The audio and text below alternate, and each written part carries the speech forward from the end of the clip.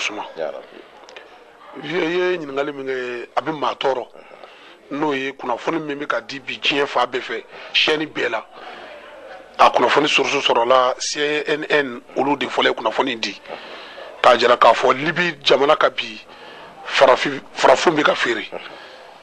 bon yɛlɛko kuma do dɔɔni parce que Libi ko k'u bɛ farafin feere Libi yɛrɛ dugu dɔw bɛ yen o bɛɛ ye finman de ye Libi dugu dama dɔ bɛ yen n'i taara yen ani bɛ anw ka Gawo ou bien i bɛ Tombouctou ou bien i bɛ Moti a bɛɛ ye kelen i bɛ arabumuso de ye a n'u sɔgɔlen don ka bugulu don a tulo la an ka filajifilɛ fulaw bɛ muso bɛ filajifilɛ min don ka tugu misiw nɔfɛ i b'o ye muso sen la o dugu la an taara dugu kɔnɔ k'a mɔ ye k'u ka lahalaya o ye donc farafinw de don k'a ta Sabaha ninnu na n'i taara Obariyanfa ninnu fɛ o n'u n'an ka Burudamaw ka cogoya bɛɛ kelen donc o la n'olu ko k'u bɛ farafinw feere o ye yɛrɛ feere de o ye yɛrɛ labila de ye mais vie ni kuru jɛngana Manden Sangaran da tilen dɛ an y'a ye a kunnafoni tiɲɛ don nkalon don anw don nɔfɛ mais anw b'a dɔn farafin de hɛrɛ la Libi kɔnɔ bi mun ko farafin Libi ye farafin kɔ tɛ mais africain minnu bɛ taa Libi parce que Libi ye pays de transit de ye fo k'a ka faamuya n'o tɛ farafin caman bɛ Libi yɛrɛ kɔnɔ kuma in ni k'i bɛ kuma in jateminɛ ni Libi ko bɛ farafin feere kɛ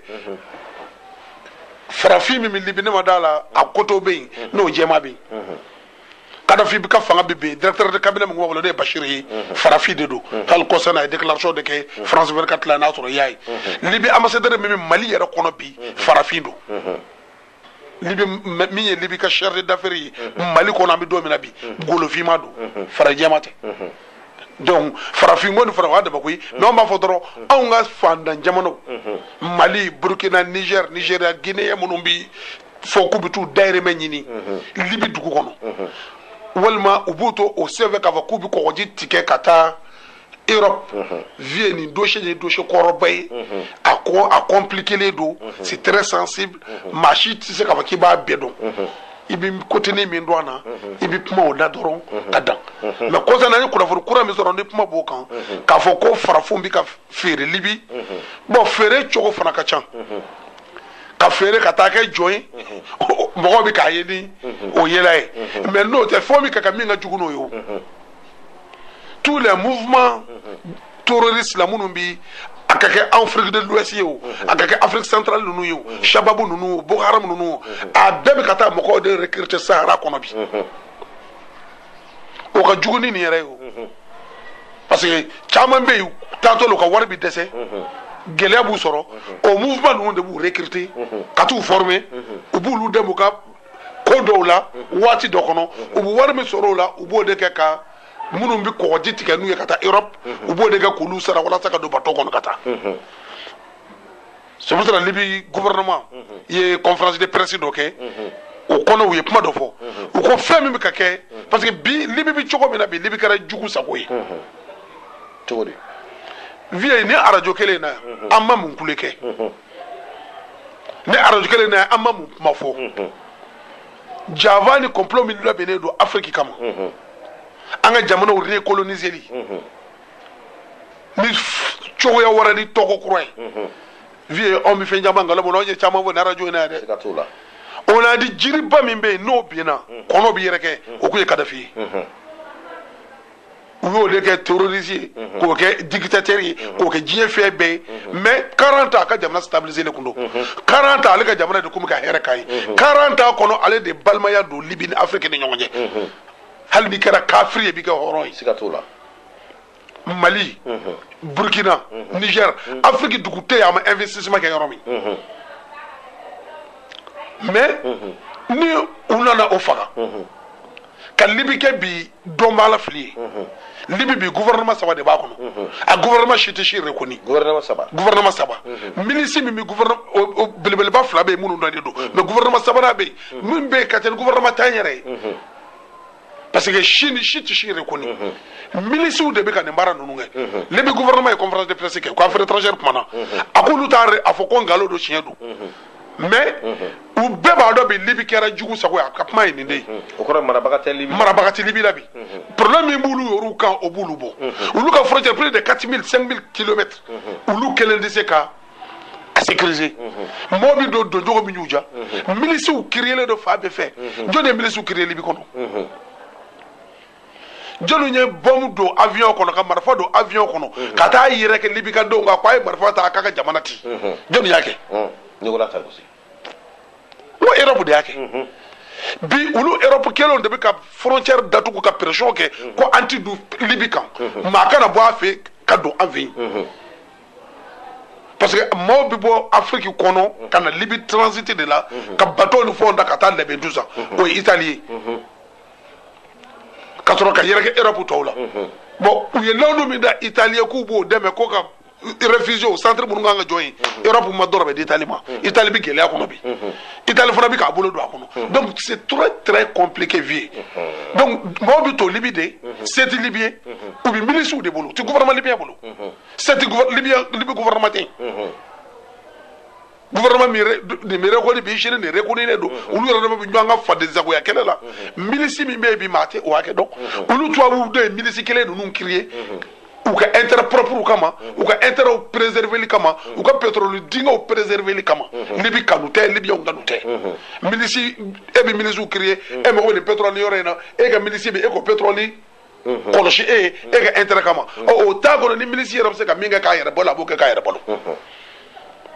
africain de ledo tawal parce que on nga jamano mal gouvernance ba nga jamano kono anga jamana barate jamano kono ya jeune ti fena ya donc jeune ba préférer kata o geleya la kubita u dere men ni Europe u tuta libi kanuna fede sur la Libye mais temezra de do kata Europe temezra de bi c'est pour la Libye ministre des affaires étrangères kobi ko anga frafin jamano ku mako du ko jamana de una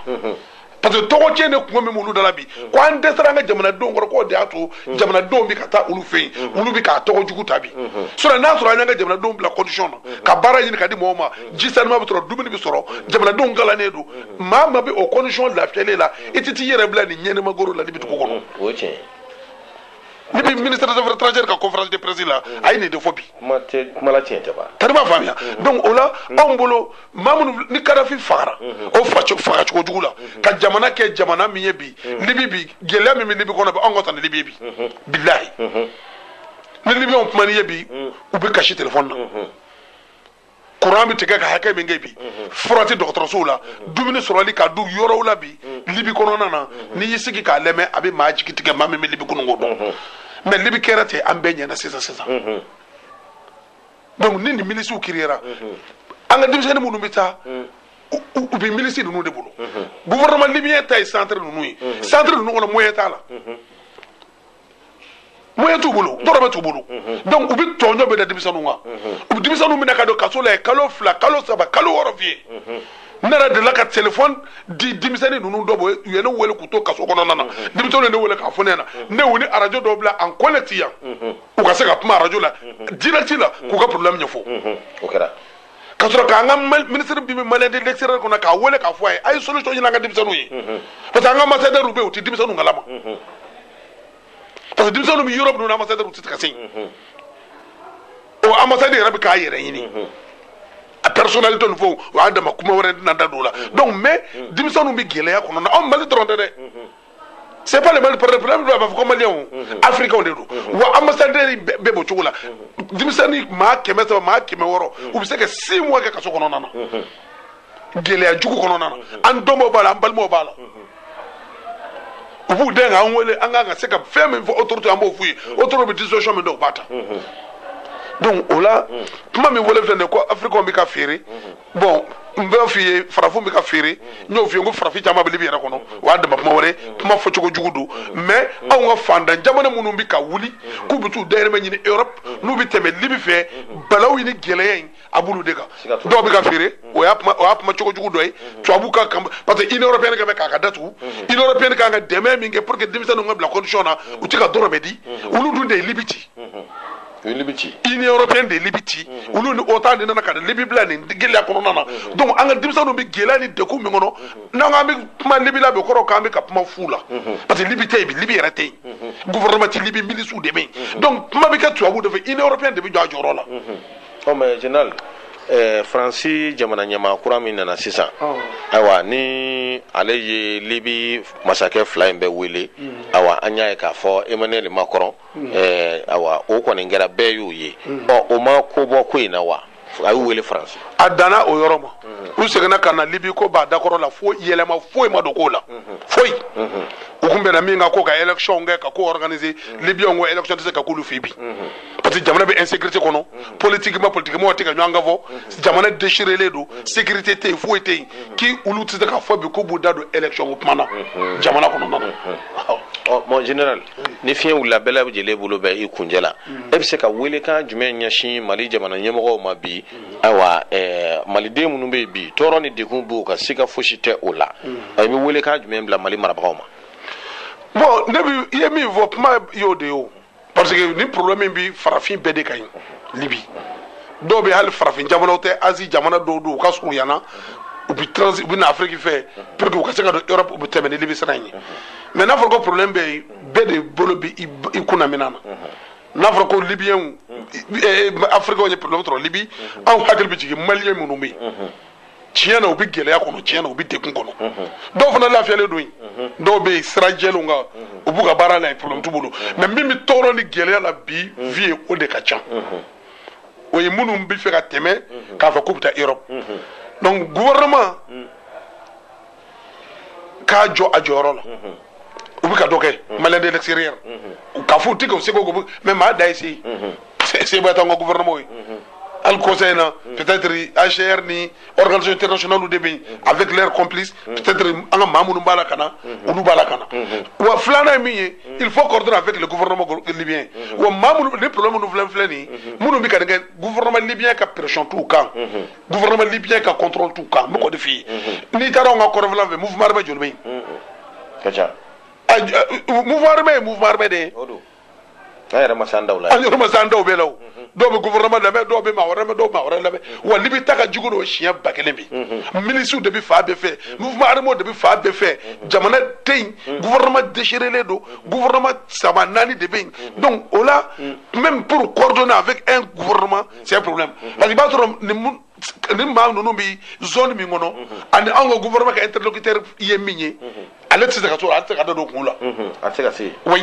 a tɛ se ka se donc mais comme gouvernement l'État est puissant État yɛrɛ b'a dɔn a b'a coordonner cogo minnu na avec les différents gouvernements libyens comme ministre de premier ministre dɔ bɛ min reconnu don mais o premier ministre reconnu ka bɔ y'a jira k'olu tɛ nin kalama olu bɛ k'a démentir ni olu b'a ko nkalon yɛrɛ don olu ka fɔ k'olu tɔgɔ de bɛ ka tiɲɛ mais anw b'a dɔn tiɲɛ don nkalon t'a la nɔgɔ t'a la parce que suba bɛ ɲinɛ nka min den dun anw de ɲinɛ a bɛ anw fara fɛnw de kan anw de golo bɛ ka jeni anw de denw bɛ ka don kaso la yen anw de balimaw bɛ kaso la yen olu de bɛ ka jijugu min ka kaso jugu kɛ waati ka kɛ dɔwɛrɛ kama dɛ k'u bɛ taa fɛn ɲini ka na u faso bɔ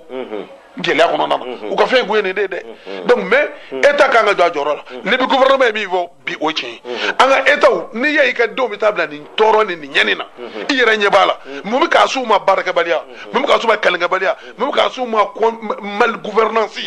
k'o de bɛ k'a se a to Afrique denw bɛ ka taa kɛ tɔgɔ jugu se olu ma donc an ka gouvernement ka a jɔ a jɔyɔrɔ la ka se ka projets initier minnu bɛ emploi créer minnu bɛ ka na ka bɔ dugu ninnu na i b'a mɛn tuma bɛɛ k'u nana ko projets bɛ na d'u ma k'u bɛ na installer k'u bɛ na dɔ la k'u bɛ na bɔ tan aw bɛ tile an dala passage ɲini na ka t'u ka dugu la hali ka bɔ yan ka t'u ka dugu la k'a ye ni kɔnɔ de l'intérieur la a dɔw bɛ yen o t'u bolo ça c'est aspect wɛrɛ ye donc o la anw bolo gouvernement k'a jɔ a jɔyɔrɔ la filanan denmisɛnninw yɛrɛ k'u hakili to yɛrɛ la yɛrɛko sɔrɔ man dɔgɔ sɔrɔ la dɛ ne b'o fɔ tuma bɛɛ yanni i ka t'i yɛrɛ bila nin tɔɔrɔ ni nin ɲɛni na ka taa sanni sa jugu la ka taa feere cogo jugu la n'i b'i fa n'i ba kɔni kɔrɔ n'u ye bu sɔrɔ n'i ye bu sɔrɔ i n'u b'o dun ɲɔgɔn fɛ n'u ye ji sɔrɔ don min i n'o dun ɲɔgɔn fɛ n'i ye u na nisɔndiya n'i ye an bɛ o fɔ denmisɛnninw fana ɲɛna autorité ka jɔ a jɔyɔrɔ la ka denmisɛnninw bila condition na minnu fana bɛ gɛlɛya la yen vraiment autorité ka effort bɛɛ kɛ pour que an ka denmisɛnninw ka na wallahi denmisɛnninw bɛ condition na yen parce que u tigɛlen don ka bɔ diɲɛ na u bɛ miliciw de bolo u tɛ sariya kɔnɔ u tɛ gouvernement légal bolo u bɛ yɔrɔ minnu na o maaw de ka sariya b'u kan n'i ka jamana den b'o condition na a jigi ye jamana de ye dɛ fangata an ka masa d'u la yen fo que état yɛrɛ de ka jɔ a jɔyɔrɔ la pour que an ka denmisɛnnin minnu bɛ yen ka wele lase ni arabu jamanaw ni jamana sɛbɛnmaw don i bɛ appel de lase i ka jamana den fɛn fɛn bɛ ka bɔ i yɛrɛ bɛ se ka condition bila sur place pour que kana i ka jamanadenw ye k'u bɔ ni lajaba kɔrɔ i yɛrɛ de kan k'o kɛ ɔ ni min tora yen o bɛɛ kɔfɛ sa o y'o kungo de y'a bolo o kɔfɛ ni min yɛrɛ ko ale bɛ taa n'a yɛrɛ ye cogoya wɛrɛ la ni min y'o sɔrɔ o y'o ka ko di donc mais u bɛ degun min kɔnɔ bi état kan ka fɛn bɛɛ kɛ pour que ka denmisɛnninw bɔ nin gɛlɛya kɔnɔ ka na n'u ye ka na u bila lafiya la ne b'o de wele bila état ma ka wele bila denmisɛnninw yɛrɛ fana ma n ko yɛrɛkun sɔrɔ man dɔgɔ sɔrɔ la ma foyi sɔrɔ ka ɲɛ n yɛrɛkun sɔrɔ o ka wusa dɛ yanni ka se i bila nin tɔɔrɔ nin ɲɛnɛmakɔrɔ la i ka to yan i k'i ka mɔni sukɔrɔ d'a min i k'i ka sari sukɔrɔ d'a min i ka ji min i fa n'i ba ye k'olu sen tigi k'olu barika ɲini walahi o ka wusa i ma nin ye siga t'o la an b'o wele fana bila denmisɛnninw ma tari ma faamuya donc ne kɔni ka wele nin de ye générali baro bɛna se a laban yɔrɔ ma a bɛ komi aw ye fɛn dɔ de natɔ ye kala bɛna su an ɲɛna an ka ɲɛ kɔmi yanni kala ka su an ɲɛna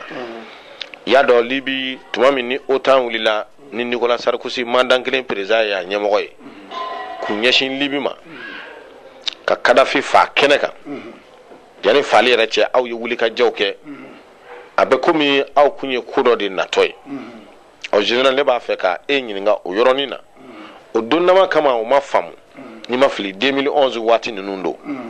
aw ye wulikajɔw kɛ a don i ye ne yɛrɛ don min ye i k'a dɔn duruni kɔnɔ micro tun bɛ n bolo an bɛ ka maaw wele place de l'indépendance ni ma fili o tuma o don an bɛ se k'a fɔ aw kun ye nin nata de ye aw ye nin den natɔ ye ni libi Kadafi n'ale fara jigiya minnu bɛ yen n'a bɛ k'o ta farafinna ani nin rébellion minnu bɛ na ani ko minnu filɛ sen na aw kun ye nin de ye wa. vieux aw ɲ'a ye a kisɛw de tun bɛ anw bolo i yeli dɔrɔn tɛ dɛ k'a ye k'an sigi k'a kisɛw d'a ma an ka autorité min tun bɛ yen o don olu fana y'a ye u y'a faamuya n'o ye Amadu Tumani Ture n'a ka gouvernement ye o ma sɔn ka Kadafi labila o. a m'a labila ATT m'a labila. a ma sɔn jamana minnu ma sɔn ka Libi bila fiyewu fo ka taa se bi ma Mali fait partir. an bɛ se k'a fɔ ATT ni tubabu cɛ gɛlɛya dɔ tun y'o ye ani Nicolas Sarkozy. parce que Kadafi kama kun tɛ o agenda min labɛnnen kun do ka na anw tɛna an da don a bɛɛ la nka a bɛɛ bɛ ka na kelen kelen o anw ye fɛn fɛn fɔ o don n ko ni Kadafi bɛnna nin bɛ kɛ nin bɛ kɛ nin bɛ kɛ FV a jumɛn ma kɛ. nin bɛ kɛ dɔ fɔ an ye tan. an ko ni Kadafi bɛnna ko turu bɛ Mali la. an ko ni Kadafi bɛnna fɛn fɛn pays sahel ye n'o ye Sine Sadi jamana ye a bɛɛ lajɛlen b'i ta sɔrɔ a la information minnu b'an bolo vi an tɛna an bila olu bɛɛ dili la kunnafoni di siraw fɛ mais kisɛ minnu tun bɛ anw bolo n'an ye kule da k'a fɔ n ko a man ɲi an b'a dɔn a ti bali parce que fɛn min labɛnnen don ka ban a bɛ kɛ n'a bɛnna vi a ko ka ca information minnu bɛ yen k'a fɔ ni Kadafi bɛnna maa damadɔ bɛ yen n'olu tile bɛnna farafin présidents na parce que farafinna cɛw dilan quoi. Kwame Nkrumah Julius Nyerere Modibo Keïta Sékou Touré olu tile taara quoi olu tiɲɛ ta ba kelen kelenni minnu tun bɛ yen n'olu bɛ ka u jɔ farafinna ni ko dɔw cɛ ko dɔw bɛ ta ka ɲɛsin Afrique ma olu b'a fɔ nin ti bɛn an ma nin ti kɛ Afrique e ɲɛ bɛ o jɔn na bi bilen. o tɛ yen bilen han. bi e dɔ k'a fɔ kɛ min bɛ k'a fɔ bi n'o ye Mugabe o cogo lajɛ u bolo bi kɛ e bɛ kɛ fatɔ de ye o donc minnu bɛ bi k'olu bɛ Afrique ka intérêt défend ka farafinna ka intérêt défend a bɛɛ kɛra mɔzɔn ye u y'a bɛɛ kɛ maa jugu y'an bolo k'an yɛr'u su ka bila a bɛɛ la. donc anw ye o fɛn minnu natɔla ye n'an y'a fɔ mais anw n to k'o f'i ye n dali la ko siniwaw ko n'i bɛ tile jira laloma na laloma tɛ tile lajɛ dɛ a b'e bolo nungu de lajɛ o kuma min n'anw tun b'a fɔ waati maaw tɛ kuma in lajɛ maaw b'a fɔ ko Macky Ba ko tan karisaw y'a fɔ tan u bɛ karisa de ye mais fɛn min natɔla don laloma t'o ye quoi e min bɛ kuma na a bɛ ko hali sisan an ka jamana b'o de kɔnɔ hali sisan. tous les visionnaires an ka nin jamana in kɔnɔ an ka sous-région kɔnɔ i sɛgɛnnen don quoi e bɛ ko dɔ ta i b'a fɔ e bɛ ka min fɔ u t'o ye dɛ u ɲɛ bɛ e yɛrɛ de la quoi u bolo peut-être e de ka intérêt personnel dɔ de makaran dɔ la don ɔ nka n'a kalan nana turu bɛɛ ɲɛna don min e man kan ka ɲuman digi ala bɛ e kɔni bɔ a la. siga t'o la. donc o la anw ye nin bɛɛ natɔ ye k'a fɔ anw ka jamana b'a yɛrɛ ɲini hali kɔsa in na bɛɛ b'a kalama Khalifa Haftar kɛlen ka Benghazi minɛ milisi minnu tun bɛ Benghazi jariti minnu Benghazi vi o taara fa jumɛn ah ni ma fili e ko taro caman da kɔrɔ fɛla la yan bon te tlan dadu donc ni ye jete minɛ jamana dɔw ka vie dulonne do ɲɔgɔn na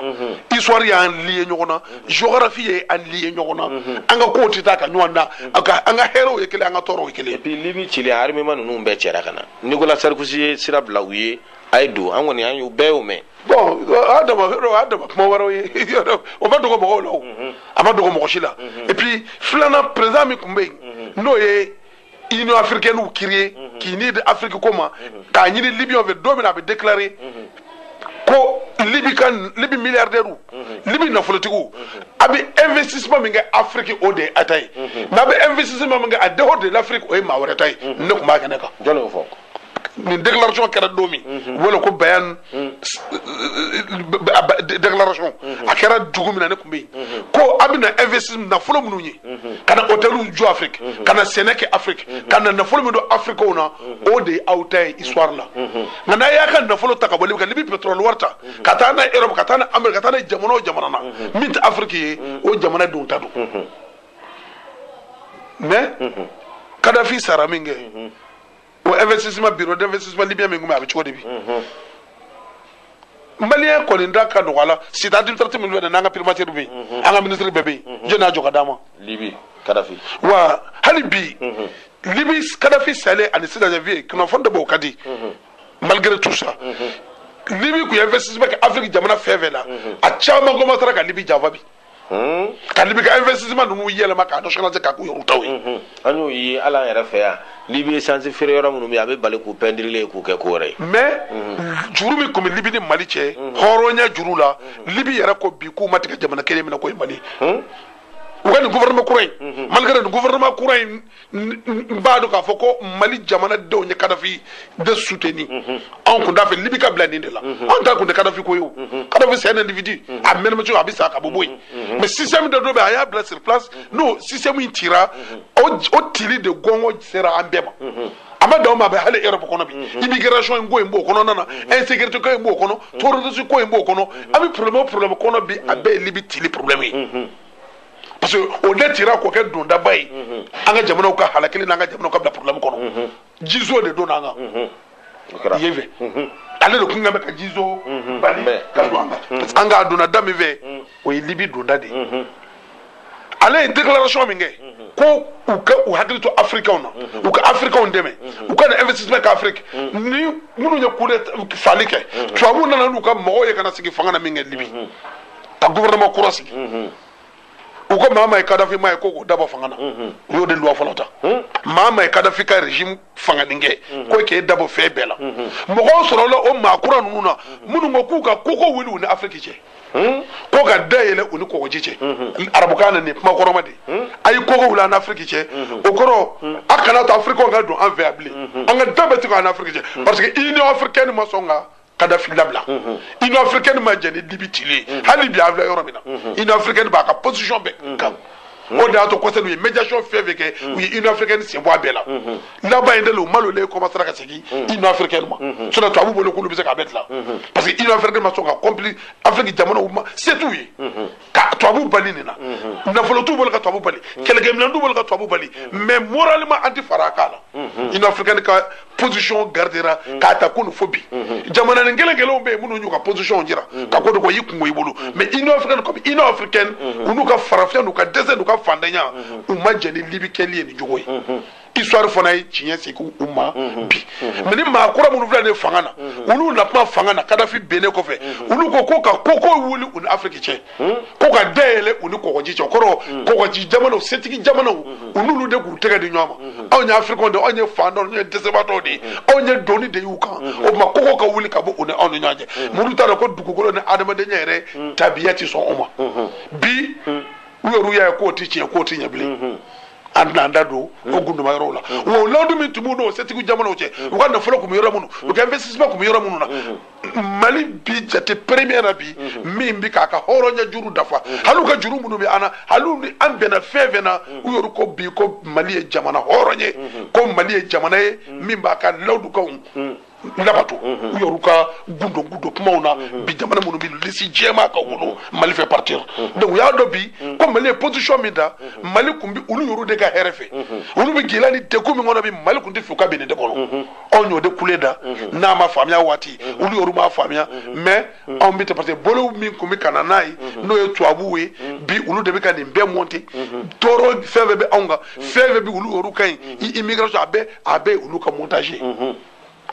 a bɛɛ o de donc o la tiɲɛ yera ka ban mais a bɛ kɛ cogo jumɛn k'u ye déjà parti faamuna général an b'a fɛ ka kumakan dɔ ɲininkali k'i la maa caman ka kan maaw k'a dɔn Libi masakɛ n'o ye Kadafi ye a bɛ bi waati min yan'a ka bi madarasa karamɔgɔ ni ma fili 500 a bɛ s'o ma a kun bɛ minnu sara bɛ bɔ Libi a kun tɛ bɔ gouvernement malien kun dɛ ka na d'u ma i bɛ se ka kɔrɔfɔ in sɛbɛntiya an ye wa bon o projet ye projet belebeleba de Mali dɔrɔn tɛ madrasa karamɔgɔ maa 2000 de saralen kun don Libi tɔn dɔ bɛ ko Jamiya Dawa Silamɛla Alamiya Association mondiale de l'appel islamique olu de ka siège filɛ ACI kɔnɔ ka ɲɛsin Amérique ka ambassade ma yan wa u ka Mali siège a jamana bɛ diɲɛ jamana a bureau bɛ diɲɛ jamana min na a bɛ se 50 de kɔma a bɛ États-Unis a bɛ Londres u ka diɲɛ jamana tɛ u tɛ yɔrɔ min Afrique kɔnɔ mais u nana ye madrasa karamɔgɔw sɛgɛnnen don maa minnu bɛ arabukalan enseigne u sɛgɛnnen don déclaration dɔ bɛ ko déclaration Kanu parce que déclaration in kɛra Kadafi fɛ Nigeria jamana dɔ bɛ yen ko Kanu a ye décision in ta k'a to jamana de kan o de tun b'a fɔ ko déclaration Bada Kanu a kɛlen ka tournant historique dɔ kɛ Afrique kɔnɔ o tournant bannen a y'a ɲini ko n'i bɛ fɛ ka dɛmɛ kɛ madrasa karamɔgɔw bɛ gɛlɛya ni tɔɔrɔ min na k'u kan ka dɛmɛ parce que an ka état ninnu n ka dɛmɛ fanga ka dɔgɔ ka sin madrasaw ma école publique u gouvernement ɲɛsinnen don ne ma mais madrasa min bɛ arabukalan kɛ an ka état ka dɛmɛ tɛ yen min ɲɛsinnen don olu ma n'i taara ye o de y'a to madrasa denw ni madrasa karamɔgɔw kɛlen don maa sugu dɔw ye jamana kɔnɔ o dun bɛ se ka jamana toli a bɛ se ka na ko wɛrɛw bɛ se ka bɔ a kɔnɔ Kadafi ye décision ta a nana se jamana ɲɛmɔgɔw ma a ye convention de kɛ n'u ye jamana damadɔ bɛ yen a ko ale bɛ se ka madrasa karamɔgɔ hakɛ dɔ ta o jamanaw na ale b'o madrasa karamɔgɔ min sara ta o bɛ kɛ dɛmɛ ye ka di madrasa tigi ma e bɛ madrasa karamɔgɔ 5 bɛ e ka kalanyɔrɔ la 2 sara bɛ bɔ kɔfɛ ka na o sara bɛnna ka bɔ i kan e kun wari min d'olu ma e bɛ se k'o kɛ ka ko wɛrɛ kɛ a dabɔ dɛmɛ in nana nin nacogo de la donc dɛmɛ kɛra ka di madrasaw de ma madrasaw de ka dɛmɛ kun don a politiki yɛrɛ o de parce que ni i ka karamɔgɔ dɔ ka charge taara ka bɔ i kan e bɛ wari min d'o ma o wari bɛ e yɛrɛ directeur permet ka se ka ko k'i yɛrɛ ye anw bɛ madrasa karamɔgɔ dɔ bi tuma bɛɛ san bi b'a kɔni madrasa karamɔgɔ ka juru to ɲɔgɔn na parce que kalandenw bi kalo sarani min sara o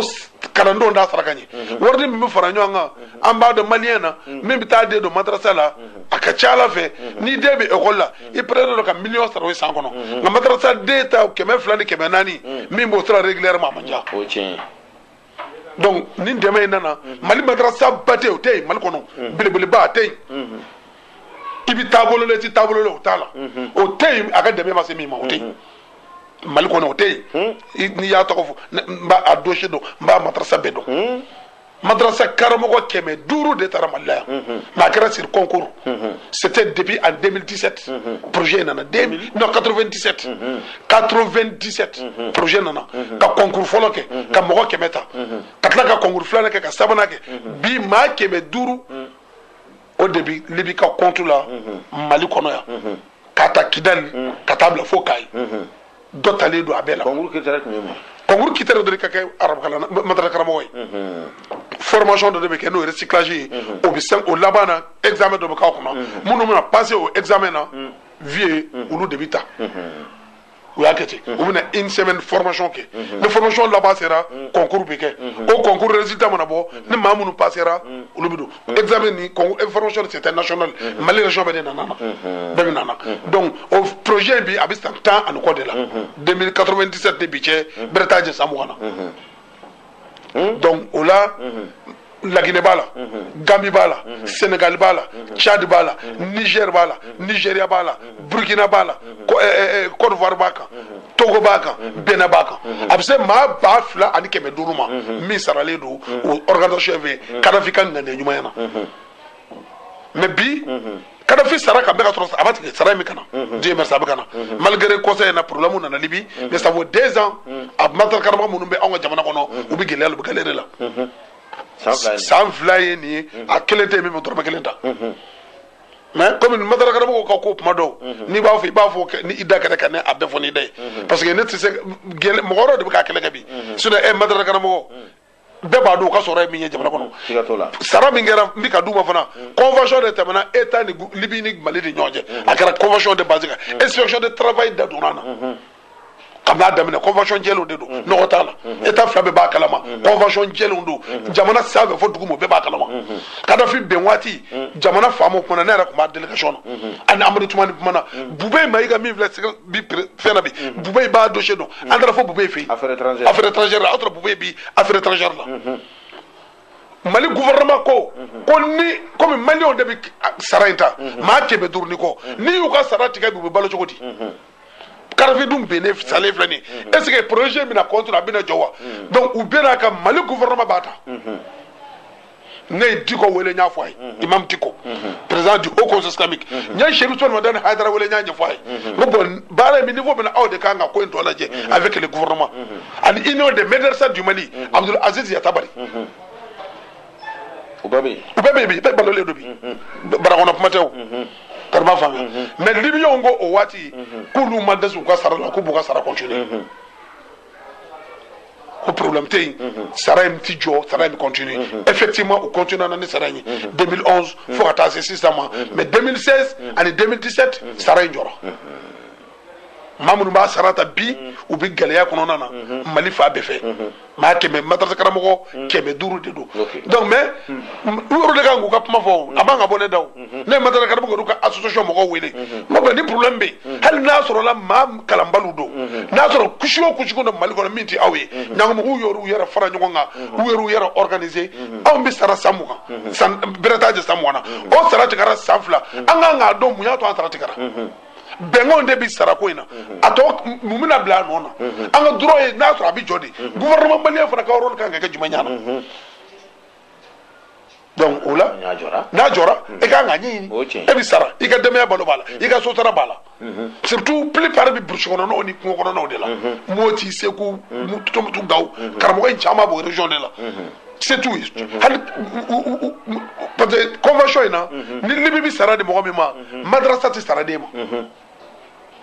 parce que ebina fo e debe ni madrasa bolo sina donc ni sara tigara e sara do rorate madrasa bolo donc chogoti wolble am yoro be ne ko bi o manu no mi gele ya de kun kono nana akaka eta visa la hal conseil na ne famo bois kalama mais ne madrasa kalama ruka tombi hal conseil na ijma e demain minini emploi fait pour que le projet financé a tamana na ka dossier dawla ka ma chama bo no ko meme na manye amadara ka ko ka tombe ko aka ma ka droit ni mamu nga sarati gele do sanfla ay madara ka ko ka nyemo we ne na aka nga wuli ko de foro nyei ika militant sanfla o sarati gele do ou ya aw de blo ne fa ko aw ka to nyemo ko we na aw ruta do ko fiewuli la parce que aw rubi ka do soro we to nyoni di sigatula famna donc ola o manu no mi dako mina bi mi se ka mi vo kene ka bi o ni suna démarche orobi ka kala mi andale do ala nala ya ndeme o bi wolo era la ko yani mami nga nyiningali ke ne faso ye mungenyi nyiningali ke fala era munge faso ye général Mohamed Makiba i joro yira faso kula ye fenge faso ye siga fosite ola o bi se ka ye kene kan o chama dogole do chama fenembe kene kan ye minge faso i joro yira malikula de en général no bora sisan ki kap magalaba vie ka RFO ki fu ika barala ni ka wuli ka jodi ka chasrela ani ka dugaw ke jamana yi jamana bi dabolo mi ngala ka jamana stabiliser la ka jamana passer an balmo ni an somo bi gila mina libi nyof yeb mawono libi kono nana chef ka mo ko ne fa nya fi nyana o kada fi dinga ka mo ko bora ko fa ka partir ko chef ka fe na ve ko tinda dola ko ka ke chef ka mo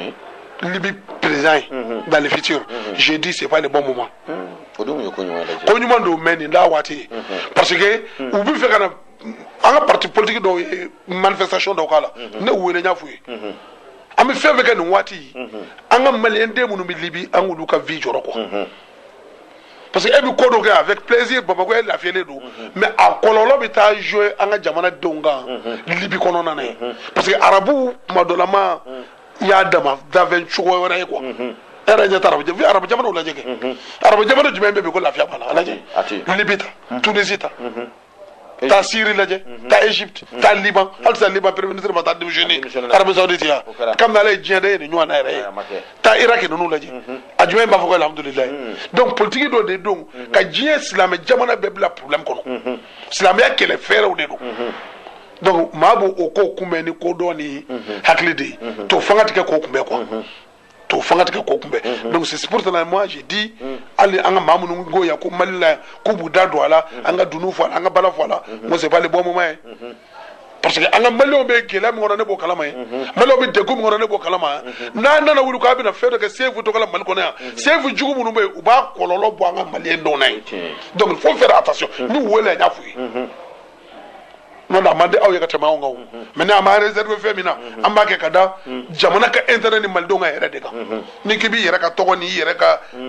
makara leje yere ka nafa leje febela kuma do abi kololo musique jamana ma kono na ni kere manana ça c'est pas bon donc ola ami dugo ke ala ka jamana stabiliser ala ka jamana basigi ambalma munu mbi deku nunu na kala de ala ko bo deku ni gela kono nana munu segna kana ala ka kunjor nyuma duma ka gouvernement fana sedama an politique gouvernement ka ngane nyuma da ka politique nyuma da pour que ka dimsanu kishi ni kololo ni khasaro ma mais faut pas ka quelques pompiers ni problème be wati mi meja obe wa feke no bana dro nyina me ke dimsa nungo o ni nyina na dimsa nungo ni ko wat nu fa shini ngane ado tara o segna kana do tara o segna kana wali shinu labe ne do bita parce que faut tout bola baratia donc gouvernement de kaka politique nyini mimi dimsa nu sabatia mimi ba to dimsa nu minyine immigration ngo ku nyeshi faso kono barawa halli mimi ta o kata voie légal ou fait immigration sera jelo meu ko sira jelo ndele un ambassadeur ni nyonje an jigi sigile fana do vie bi ekunu afrique ambassadeur munu bi libi duku kono farafin jamana olu fara la nyonga ka conférence de presse ke ni libi gouvernement interpellé Tripoli anyo mi o ya jigi si o ba dire ka fo u joro ke ko ina o da to libi gouvernement rapora ka conférence de presse do ke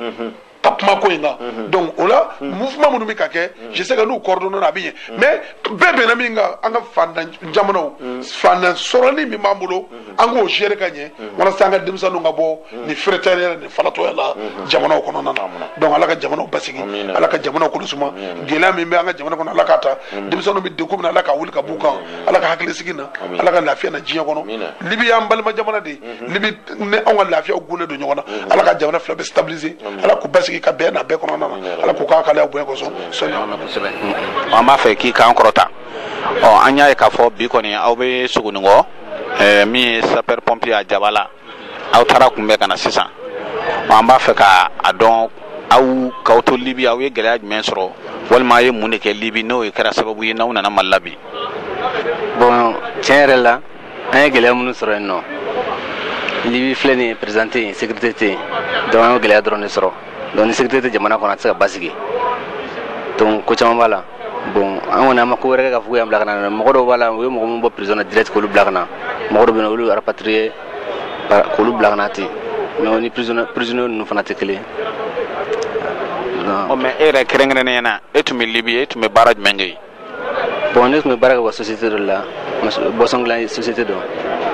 ko fe barana na tien donc jamana ba gala ta fe bon salaire ko mano donc tant qu'on a ngo yana anga ta va se ta nyefe mana barawara nyini malla be nyana bo yango o mais yaw gen munila ah bon o ban gen papier ko na yoro ibaro sro nu arabu nu flotte fi man fe o wara sija fa ka bu donc tant wara sija fa ka bu tsan kanu bon ko ni fitiga person nu mana sigi o tigi mine ki datu be war de sara be bo ni mine o flakara kalkele ngono ila ta war sara war mu fana valeur ga ta wa mu ko donc e to sara ka bo souvent vous savez que na ka chan duru re kalo kono donc ni toro sara la e to sara la fol finalement re be sa so re sara ka dum so re sara donc idum tana sa to so kono te mo fe ala ma fika na so re kana nya ni quoi o mais aw sera be wele kan jume ma bulo kanyashi malidewma bon wele kan me fa kanyashi malidewma an kɔni nana an bɛ fɛ ka ɲɛɲini faso kɔnɔ yan n'a bɛ ɲɛ an bolo cogo min na mɔgɔw ka lajɛ an ka lajɛ ɲɔgɔn fɛ n'a bɛ ɲɛ cogo min na an ka kɛ ten n'ala ka jɛ kɔni a ka d'an ye an ka to faso kɔnɔ yan tukɔnɔ tagaba in sɛbɛko tɛ wa a tɛ laban a tɛ jamana taga ɲɛfɛ a bɛ jamana segin kɔfɛ de ne ka faamuya yɛrɛ la hali kan to libi n tɔgɔ fɔ denmisɛnnin caman ɲɛna k'u ka segin u ka na so an ka na baara kɛ faso bɛ dilan o de la mais denmisɛnnin génération bɛ ka bɔ ka taa kɔ kan ni mun ma to ji la a bɛ taa yɔrɔ min a bɛ taa sigi san 10 san 20 k'i ka denmisɛnniya gâché pour rien donc yan'a ka so la i si ka kɔrɔbaya sigi kana so kana ɲɛɲini a bɛ ɲɛnabɔ yan quoi a mana mɛn ɲɛ sugu sugu a bɛ ɲɛnabɔ yan wala ne ka faamuya la kɔni dɔw bɛ yen minnu ye kaso kɛ yan hali ne yɛrɛ mun filɛ ne ye kaso kɛ kaso kun tun ye mun bon an ye taxi ta seliba tɛmɛnen ko an bɛ taa n terikɛ dɔw fɛ yen nɔ quartier dɔ la n'an bɛ taa foli k'u la n'u famana o temps kɔnɔna na u y'an baarakɛ sira la ka minɛ u ka militaires bon an ka taximani jeune de tun b'a kun donc ani bese u y'an minɛ k'an datugu hukumu kɔnɔna na u ka maltraité mais u bɛ se ka lakale quoi mais u ye mun de k'aw la kaso la bon kaso la ko caman bɛ kaso kɔni kɔnɔ donc u bɛ se ka lakale fɔ i yɛrɛ ɲɛ bugɔliw b'a la ko caman b'a la ani u yi maltraité cogo sugu bɛɛ dɔ la pour que k'a lajɛ n'a sɔrɔ i bɛ sɔn delengaya ma ou bien n'i tɛ sɔn o souvent dɔw yɛrɛ fana bɛ u ka gardien dɔw bɛ yen nɔ olu fana bɛ yen nɔ u bɛ mɔgɔ maltraité par racisme olu ye raciste de quoi donc u tɛ finman fɛ olu ta ye u bɛ maltraité o kama dɔw bɛ yen nɔ olu ta ye k'i interroger an kan n'i bɛ sɔn cɛnni ma n'i tɛ sɔn a ma o bɛɛ b'a la mais an y'a ye Facebook kan u bɛ dɔw kantigɛ est ce que o ye tiɲɛ ye ou bien ka mugu ci dɔw la parfaitement sérieux don tiɲɛ don ne yɛrɛ dɔnbagaw bɛ yen olu min nana Mali la u ni bali nana yan u nana sɔrɔ bali b'u fari la mɔgɔ kelen tɛ fila tɛ saba tɛ u baga ka bali ci la u bɛna ka na fɔ k'aw ka wari sara pour que aw bila ta Italie aw bɛ taa aw bɛ tila tuguni ka taa trahi ka convoi wɛrɛ wuli tuguni olu bɛ taa aw nɔfɛ k'aw minɛ ka na n'aw ye k'aw minɛ ji kan u bɛ na n'aw ye bali ci aw la k'aw janfa mɔgɔw janfa souvent dɔw b'a essayer k'u bɛ boli i bolitɔla u bɛ marifa ci la donc temps kɔnɔna na i bɛ se ka taa u bɛ tila dɔw bɛ yen nɔ u bɛ boli ka t'u bin ji la o ka fisa marifakisɛ k'u sɔrɔ quoi temps kɔnɔna na dɔw bɛ sa fana u mɔgɔ ni maltraité sugu bɛ dɔn ma ye faamuna an bɛ yɛrɛ fo o diyara an ye donc i Bagayogo marhaba i yɛrɛ dɔ wɛrɛ i bɛ si a bisa kɛ non n'ala ka jɛ a man di ka si an bɛ fɛ ka segin ka taa so mini Baginda Baginda ka surun minɛ n'ala ka jɛ an bɛ yɛrɛ fo ala ka sini ɲuman ye Baginda min na rabiya ma ala ka to ɲɔgɔn ye Malakɛ salamu alaikum maaleykum salaam wa rahmatulah. i tɔgɔ ni jamu o y'a fɔ nin ma communauté de bamanankan na. i bɛ se min na fɔ i tɔgɔ ni jamu ne wa Samba Diallo awɔ i bɛ bɔ Mali dugu jumɛn ne wa bon ne ye ɲɔrɔ ka de ɲɔrɔ dugu jumɛn Kɛɲɛba bon an y'a ye bi Libi arafule ka na a bɛ se mɔgɔ 100 ni dɔɔnin ma malidenw na e ye gɛlɛya jumɛn sɔrɔ Libi n'o y'a to i nana bi an b'a fɛ k'o fɔ an ye gɛlɛya minnu sɔrɔ Libi bon vraiment bon Mali farafin fiman kɔni sigilen bɛ yen nɔ tɔɔrɔ fiman sigilen don tɔɔrɔ i bɛ se ka fɔ dɔrɔn bon e ko sigilen tɛ mais fiman sigilen bɛ yen nɔ tɔɔrɔ quoi voilà o de ne kuma ye quoi mais mun de y'a to y'aw gɛn bi papier de t'aw bolo ye wa ou bien cogo di parce que dugu o dugu n'i bɛ sigikan de b'a la aw gɛn kun ye mun ye non bon Libi papier tɛ se ka mɔgɔ ranse quoi hali n'a y'a sɔrɔ kama b'i bolo bon u ka tour kana se ma dɔrɔn n'a ser'i ma dɔrɔn bon o di ka mago sa ale ye quoi dɔ y'a jira sa k'ale ye kaso kɛ e ma kaso kɛ yan bon non ne ma kaso kɛ quoi ne ma kaso kɛ alhamdulillah u sera k'e ye cogo di fo k'i labɔ ko i labɔ kun bon baara de tɛ yen nɔ quoi baara tɛ yen voilà i bɛ sigi yen nɔ bon kalo 3 kalo 4 i tɛ baara la bon i bɛ ka dugu hali n'i bɛ taa baara la i bɛ ka dugu bon i b'a dɔn n'i ye labali n'i ye fɛn kɛ sɔrɔ dɔrɔn i bɛ bɔ quoi voilà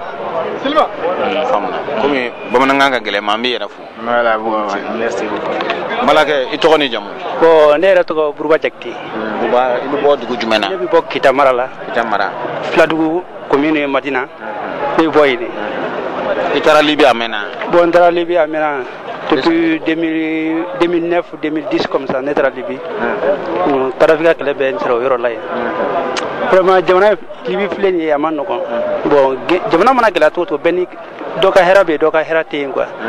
vraiment bon tiɲɛ la depuis ne yɛrɛ taara fo ka na se fo presque 2015 ma a ka gɛlɛn ma problème sɔrɔ problème ye n tɔɔrɔ kosɛbɛ quoi mais min yɛrɛ ɲɔgɔnnaw la u bolo vraiment maliyɛnw bɛ tɔɔrɔ min na c'est à dire africain bɛɛ bɛ tɔɔrɔ la Libi kɔnɔ ya fam parce que droit de l'homme qui la tia na man tunya ka kere ya fam malien bebe toro la vraiment mais bol fla fa be malita kan quoi mais malien don ka toro ko fe vraiment sum ba rere ya nga gouvernement parce que ça dit que iga jamana kono ibe sara mu mi ga jamana kono niveau sara maintenir vraiment iga mo bi jamana vraiment mun kan a essayer ika seka kumanu yo kataka famu tugo mina kwa parce que vraiment malien mi yoro mina bi wallahi mo mun na bi akata mo kemen mo bi wolon fly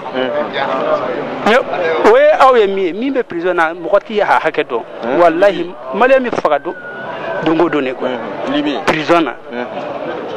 ya fam mo ko tamam bi jamana ngona ya ko mo ko na fontunu la sankele sanfla sansaba ibi hakli bako vraiment ay hakli bako quoi parce que ça dit mi mayo mayin quoi vraiment libi lenye jamana mi do a jamana vraiment ka foko parce que va faut depuis moment ko relation mi malini libi che mais relation mi de vraiment dala kuma do ani du nga jani wana mais est-ce que ka kada fitu ya kumeke wa mais bay ka kada fitu abike mi zega fo ka kada fitu abike kada fi bina kuma mi fa afrika ni mi bi ka jamana ka jani wana ya fam be wi ko barka kele wati do be wado ka fo moment o mo ko katani 600 tay ye vraiment kada fi ka tan wati mo ko sekene do fo ka damati parce que mo ko sekene no mais c'est qu'on kono be nyon kono quoi ya fo be nyon kono parce que ami rom na bi bon ira baro jamana bi fati fasu mina libi amano ko mais alhamdulillah beaucoup mo ko chama be mun be séjour soro ye ibi se kana ibi se mais libi séjour comme séjour ko c'est la formalité atete ki bali problème na quoi ibi visa ka ibi jigare bo la drobi tay kama ni mi je bi siga prisona mata la quoi parce que libi mim lu ko na dro anga tari mi ngadu do ko ka jamana ko vraiment ni sadi mali gouvernement se ka ni sadi be se ka se ki joki bi jo jamana be ko la mi ka jamana iba se ka i joro fa la quoi parce que vraiment se ka ni mo ko mazaki ka jamana do na kana jamana ko ka kala kana ko fe vraiment ibi se ki se ko ke no de do bi jigra fa ndo la quoi ya fam mais an nyamba la vraiment mali gouvernement ka joro fa aventure ko kula beaucoup surtout libi mo ko foita la mo ko surtout Libye non glam bala c'est pas petit wallahi ka ministre min be mali deon kuna mali ndi lecturer ama saw ma ka tawlaje ebi na ko wallahi na ko ni na ko ubi sadi ubi interview mun ga bi mun me abu mun ye telela mali nyamo ko yeni ka fo ni na ko wallahi ni sera mali am sadi la tijati quoi tijati ku ye malien quoi ka chugodi tijati ku ye malien to kodi sadi ambassadeur be ya me on to se ambassadeur imana obla sirawa ko taman tara itoko se mo taman be prisona ubuka mo ko fo ya fam me ba so do buka mo ko kaza sia clé sia fla sia saba sia nani yati bala quoi parce que ni e do mo ko ti barakela musadi kono i boli ko ni change do parce que ni mara mi dro sa dige ni ye relation sur ni libyen re akacha ala fe ni ina do na ko no alni problème sur akacha ala fa ala do mo do be bi joyi ka problème ko mi ne re parce que ne re ka so mi ka dibi sa dige ta hakedo mais ala ni fama ina mawbe ya fam mo kara kada fika tangu na fukana se fo amberum na vraiment position na mo ko be mankan ko jamana ko mo ko be mankan sino maliam se ganen ne wallahi be mi fo na bi mi fo gouvernement na ka conseil mi du mo ka se kam aventure mali aventure deme mali aventure beni deme ka mais surtout libi nous ma faraga libi on deme na mai wallahi parce que be mi blu ko na ko sari bi mali fe ka libi ko be bita pour que ka ta ji ko fede bon ji ko fete la wala ko se ka fo côté tega ke pati beni hagna ne bita aventure la quoi dore bi bita libi ba fo bita europe mais ni sera ni rebi europe dawlo la encourage bi la tukuni bon abdela ka encourage ti la mais ni terka do na droit encourage bi la mais ni ay ka fa on rebi ka boya ka libi ka fo ka mi tade ki ti ira fa jila ni waro sari fan ni ko fla kala ra droit mai quoi ko rebi mo ko de jikola sino vraiment mo ko ti do jiko ina quoi mais dibe be mo ko be go sino ko na ko jikanta kala do bita bi mo ko ka sokono c'est-à-dire i kana fiman kana mɔgɔ saba naani bɔ dugulen kɔnɔ dɔrɔn. ça fait kun foyi t'a la k'a fɔ papier de t'aw bolo. ne ko de fɔ n ko papier ko tɛ libi papier ko tɛ libi séjour dan ye dɛ visa kɛ yan i ka jigin aéroport la ni ala min sababa bɛ i bɛ minɛ aéroport la i bɛ taa si kɛ kaso la walahi bilahi grand frère ne tɛ nkalon tigɛ ye. fiman ko dɔrɔn don wa. c'est à dire libi ye n ko maa ɲɔgɔn arasi jamana c'est à dire dunuya kɔnɔ quoi n bɛ se ka c'est à dire libi kɔni ne y'ale bila en tête quoi en tête parce que c'est à dire n bɛ libi dɔ de ko min tɛgɛ ci quoi n bɛ libi dɔ de ko min tɛgɛ ci ça fait san 8 san 9 i bɛ jamana kɔnɔ quoi ne bɛ se ka fɔ libi dugu tɛ yen ne ma min kɛ a tɛ yen libi dugu tɛ yen i y'a faamu mais a ma ɲi quoi racisme yɛrɛ bɛ yen a ka jugu séjour tun bɛ ne yɛrɛ kun ne ye séjour kɛ ka na fɔlɔ la ka tila ka kɔ segin mais o tɛ séjour t'i bali kaso ma dɛ parce que séjour bɛ mɔgɔ bali kaso ma c'est à dire pour que i ka sariya yɛrɛ bato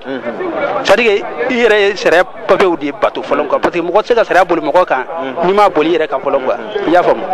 bon libiyɛn nani tɛ c'est à dire a ma mɔgɔ c'est à dire a bɛ kɔn na quoi parce que n'i ye u yɛrɛ sɔrɔ ka ɲɔgɔn y'u bolo ne u y'a kɛ finman na dɔrɔn c'est à dire e ta bɛ ku i la voilà e ta bɛ ku i la quoi i y'a faamu parce que an b'a dɔn Mali gouvernement bi ale n'a ye se kɛ vraiment a ka dɔ fara kan quoi a ka dɔ fara kan sinon wala an bɛ sɛgɛn min na n'i ye maliyɛnw ye yen ka n'u ye yan walahi maliyɛn fɛn fɛn b'i hinɛ n'i ye maliyɛnw ye libi ka n'u ye yan n'u ye wari bila i ma i tɛ sɔn k'a dun i tɛ sɔn k'a dun walahi ala parce que u bɛ wari sɔrɔ tɔɔrɔ min na i yɛrɛ de b'a dɔn n'i taara baarakɛyɔrɔ ka kɔsegin ka t'i siyɔrɔ a ma ɲi quoi walahi ala walahi. welekan laban ni kumakan laban jumɛn b'i bolo ka ɲɛsin Mali faamaw ni malidenw ma. parce que welekan laban min bɛ ne bolo Mali gouvernement dɔrɔn ne bɛ kuma ni Mali gouvernement dɔrɔn de parce que maliyɛn kelen kelen i b'o jate Mali de i b'o jate Mali de bi fantanya bɛ se ka kɛ sini sɔrɔ bɛ se ka kɛ maliyɛn kelen kelen n'a ye dɔrɔmɛ kelen sɔrɔ faso kɔfɛ a b'a essayer ka Mali de dɛmɛ Mali dɛmɛni ka a sira ka ca a b'a essayer k'a du n'i somɔgɔw dɛmɛ dɔrɔn a kɛlɛ komi i ye Mali dɛmɛ quoi parce que ni du dɛmɛna dɔrɔn a bɛ na dugu kɔnɔ a bɛ taa jamana yɛrɛ kɔnɔ quoi est-ce que i y'a faamu ne bɛ min fɔ Mali gouvernement ye a k'a essayer ka c'est à dire que maliyɛnw dɛmɛ mais n'i y'a ye tɔɔrɔ la c'est à dire que ka taa aventure la aventure tɛ mɔgɔ ka diyaɲɛfɛn quoi mais komi an yɛrɛ i yɛrɛ b'an ka jamana dɔn an yɛrɛ ka jamanaw ye fantan jamanaw ye i y'a faamu bon o ye fɛn dɔ ye toujours hakili de bɛ baara kɛ quoi bon n bɛ mun f'i ɲɛna dɔrɔn k'a essayer ka aventure dɛmɛ quoi bon mɔgɔ n'u bɔra kɔfɛ ka na c'est à dire bɛɛ se ka kɛ bureau kɔnɔ baarakɛla quoi mais ni u ye baaradaw créer ou bien société cayara a bɛ se ka kɛ sababu ye ka caman bali aventure in na quoi sinon aventure in tɛ mɔgɔ ka choix ye vraiment parce que n'i y'a jateminɛ ka taa jiko in sira fɛ maliyɛn min bɛ perdu jiko na ji la grand frère n'i y'a ye c'est à dire que ni maliyɛnw b'a dɔn k'a fɔ maliyɛn min bɛ perdu la c'est à dire maliyɛn tɛ bɔ quoi mais i bɛ mɔgɔ ba ta n'u taara Libi tan min ni jiko bi se min bi bɔ yan peut-être mɔgɔ 7 mais ni a sera yen c'est à dire jiko tɛ min kun minɛ bukuli yɛrɛ a tɛ tɛmɛ mɔgɔ 2 mɔgɔ 1 kan i y'a faamu parce que tɔɔrɔ de bɛ mɔgɔ boli ka taa c'est à dire Europe quoi n'i kɔni y'a ye k'a fɔ anw ni Libi anw de b'a fɔ balima b'anw ni Libi cɛ c'est à dire que tout dernier moment na Mali gouvernement ye a ye furakisɛ caman bila ka taa di Libi ma presque a tɛ tɛmɛ 1 semaine 2 semaines ɲɔgɔnna kan ne yɛrɛ b'u ka télé filɛ u y'a fɔ i y'a faamu parce que olu bi kɛ c'est à dire relation kura tɛ quoi kɔrɔlen don depuis ni a mɛnna i y'a faamu mais u k'a essayer ka relation sama ni gouvernement fɛnɛ u k'a lajɛ vraiment ni u ka mɔgɔw bi bɔ ka na ka taa aventure la sɛgɛn de b'an fɛ bon o sɛgɛn c'est à dire an bɛɛ bi jɛ jamanaw bi jɛ ka ɲɔgɔn ka sɛgɛn ta quoi mais hali n'i ma fɛn di mɔgɔ ma n'i y'a ka jamanadenw lafiya u bi sɔrɔ min kɛ u bɛ se k'u ka jamanadenw lafiya n'o ye quoi i y'a faamu ne kɔni bɛ min fɔ c'est à dire que a plupart bɛɛ ye président yɛrɛ de i y'a faamu bon président mana kɛ cogo cogo jamanadenw population fana bɛ se k'a se kɛ quoi i y'a faamu o kɔni de don. an b'i yɛrɛ fo. n balimakɛ i ni radio fréquence 3 don bi wulada in na an y'a ye k'a fɔ mɔgɔ min bɛ yan sisan a bɛ mɔgɔ 100 ani mɔgɔ 80 ani dɔɔnin a b'o bɔ maliyɛnw na minnu gɛnna ka bɔ Libi ka na bon nka an b'a fɛ ka a kun dɔn a gɛnkun ye mun de ye ka bɔ Libi ka na an b'a fɛ ko o kun fɔ an yɛrɛ tɔgɔ ni jamu ni bɛ bɔ dugu min na. ne tɔgɔ Faganda Danbele ne bɔ Bafulaye mara la Waliya bon reflété quoi gɛnni tɛ o ye mun ka dɛmɛ de don puisque gɛlɛya bɛ mɔgɔw ka yen nɔ quoi pour que ka mɔgɔw dɛmɛ u b'u baara la sɔrɔ cogo min na quoi a gɛnni tɛ non gɛnɛ tɛ mais dɔw dun ko k'u ye kaso kɛ ouais kasola mɔgɔw farala kan quoi sinon gɛnni anw ye o ye mun ni e yɛrɛ bɛ bureau nin dɔn u bɛ mɔgɔw dɛmɛ de mɔgɔw gɛlɛyabagatɔw quoi parce que ni bɛ yɔrɔ min na sa a ka gɛlɛn mais droit de l'homme fɛnɛ tɛ dɛ droit de l'homme de don ani droit de l'homme bɛ ko droit de l'homme tɛ yen ko hakɛw tɛ dafa ye a ye hakɛ tɛ yen nɔ ninnu bureau b'a dan ba yen de o ni surakaw yɛrɛ bɛ min pratiquer dugu kɔnɔ o tɛ kelen ye quoi i y'a faamuya kɛ libi sisan libiyɛnw bɛ baro la ɲɔgɔn jeli de la dunanw ta yala fitinin yɛrɛ ye u bɛ waritigiw yɛrɛ denw ta ekɔlisow daw la otage la libi ka denw yɛrɛ libi ka denw yɛrɛ u b'a waritigiw denw ta otage la ekɔlisow da la f'i ka dinari 200 sara i y'a ye avantire finman ta kɔni yala fɛngɛ ye quoi finman maa man di ka kɔrɔ u bolo bon blague kɔni y'anw finmanw n'i bɛ baara la yɔrɔ dɔ la dɔw yɛrɛ u taara dɔw kama nin yɛrɛ filɛ nin ye u ni ye l'espace ta k'a bɛ bɔ Gadamesi fɛ u y'a jigin frontière la yala ka se Algérie frontière la Libyɛnw y'a jigin poste dɔ la u ye diɲɛ bugoli bɛɛ da a yɛrɛ filɛ nin ye kalo 2 ni tile 7 a bɛ kaso la i y'a dɔn mɔgɔ min bɔtɔ bɛ yen mais e yɛrɛ ma kaso kɛ dɛ non ne ma kaso kɛ mais e ye gɛlɛya jumɛnw sɔrɔ libi i ka libi sigi kɔnɔna na parce que ne yɛrɛ siɲɛ 3 fo siɲɛ 5 bandiw ni marifa bɛ taa an ka mankan so dugutila fɛ taa an ka da karanda la quoi a kun ye mun ye k'an ka nafolow ni an ka telefɔniw minɛ o dɔrɔn de don u bɛ taa ka taa i bila kaso la ko f'i ka dinari 1000 sara dinari 1000 ni falen ka di 500 de don i b'o sara n'i m'o sara i tɛ bɔ wa dɔgɔ dɔw b'i bugɔ pour que i bɛ se ka wari bɔ mɔgɔw bɛ yan nɔ olu somɔgɔw ye wari bɔ yan nɔ k'a ci u ma yen nɔ pour que k'u labɔ kaso la parce que n'i m'o labɔ autorité libyɛnw yɛrɛ de b'o kɛ yan autorité tɛ yen bilen o autorité tɛ yen bilen autorité tɛ yen bilen a bɛɛ kɛra bagabɔ ye mafia de bɛ yen sisan awɔ welekan jumɛn b'e bolo ka ɲɛsin malidenw ni mali ɲɛmɔgɔw ma parce que an y'a ye tungafɛta kɔni ka d'an ye hali bi nin bɛ ka kɛ nka an bɛ taa libi bon welekan min bɛ ne b'a ka se autorités ma an ka gouvernement ma toujours u ni ambassadeurs ka ɲɔgɔn kumaɲɔgɔnya yen nɔ maliyɛnw bɛ gɛlɛya la yen nɔ u ka fɛɛrɛ kɛ ka toujours ka maliyɛnw dɛmɛ ni ɲɔgɔn bɔliw ɲini ka na ni mɔgɔw ye quoi avion de nana n'aw ye yan avion de nana ni avion jɔn y'a bila ka taa d'a ma non o ye mɔgɔw ka organisation de don quoi awɔ voilà d'accord awa an b'i yɛrɛ fo merci i ni ce awa malankɛ salamu aleykum Aleykum salam. i yɛrɛ tɔgɔ ni jamu Isufu Sidibe. i bɛ bɔ dugu jumɛn na mali la yan Bafula bɛ mara la. bafula bɛ mara la bafula bɛ dugu jumɛn Kayi région fan fɛ. a dugu tɔgɔ Bakariya. bakariya e taara libi a mɛnna Ne taara Libi a san 3 de ye ɲinan. n y'a san 3 ye an y'a ye aw bɛ yan bi maa caman fɛnɛ kumana dɔw ko k'u ye kaso kɛ dɔw k'u ye gɛlɛyaw sɔrɔ e ye gɛlɛya jumɛn sɔrɔ libi fo ka nin se yan Vraiment ne ye gɛlɛya min sɔrɔ Libi a gɛlɛya ka ca. Ne taara Libi ne ye maçonnya de kalan. Ne tun bɛ étages bari. N y'o baara ɲɛdɔn. 3 étages 4 étages n bɛ sigala monter fo den 15 ka yɛlɛ sanfɛ ka bari. Donc wa wari suraka dɔw b'a fɔ yɛrɛ ni n ye barili ban k'a fɔ ko wari tɛ yen. baara bannen kɔ dɔw bɛ wari sara bon o gɛlɛya in bɔlen yen n'an bɛ dalen an ka so kɔnɔ i mana wari ni min sɔrɔ u bɛna da kari jɔnw bɛna da kari surakaw ka faamaw bandiw u ka faamaw bɛɛ bandiw de ye u bɛna da kari k'an ka wariw ta k'an minɛ ka taga an datugu kaso la ka tila tuguni k'a fɔ k'an ka wari sara an bɛ wari sara ka bɔ u tɛ taga so taga ɲini u kɛni n'u y'a minɛ n'a ye wari sara n'an bɔra donc an bɛ baara wɛrɛ kɛ tuguni u b'a minɛ ko wari fana b'an bolo u bɛ joli minɛ aw la dɔw b'a fɔ 600 dɔw b'a fɔ 1000 dɔw b'a fɔ 4000 dɔw b'a fɔ 5000 donc e b'a minɛ tuguni 0 i y'a faamu bon o kɔfɛ san 3 in dafalen ɲinan ne y'a jate minɛ k'a fɔ gɛlɛya bɛ jamana kan n'i taara baara la Tchad la i sigilen surakadenw bɛ na bin i kan mɔgɔw bɛ taa mobili la surakaw bɛ na i ta mobili la k'u bɛ taa i bila baara la u bɛ taa i bila prison na k'i ka 2000 sara ou bien 3000 donc o baara ye fɛn min ye ɲa taga t'a la n'i m'o sara i tɛ bila bon baara ye fɛn min ye somɔgɔw de b'i kɔ olu bɛ wele don o don ko wari e bɛ tunga kɔnɔ bon k'a sɔrɔ e bɛ ka nin gɛlɛya ninnu sɔrɔ i y'a dɔn a tɛ faamu donc o bolen ne ya hakilina dɔ ta ngombe bɔ kana Algérie bon nye laissez-passer ta nga papier be dafalen be mbolo ka bila sira kan u ye mina sira la famaw o bɔba minnu ka papier be dafalen nga papier be dafalen be mbolo u ye mina o ye bandi u ye dɛ n'o tɛ u ka famaw u ye jelita kɛ jeli ɲana mɔgɔ ko an ka taga an ye mugan u ka dinare mugan an ye mugan d'u ma an bilala sira la bandiw u bɛ u ka barajiw ni ɲɔgɔn cɛ u y'an ta otage la ka taga n datugu ka so la i ma y'a ye ɲɛbala harisa nɛn bɛ ka bɔ a la ne filɛ yɔrɔ min ma kɛnɛ n fari bɛ lipalen de don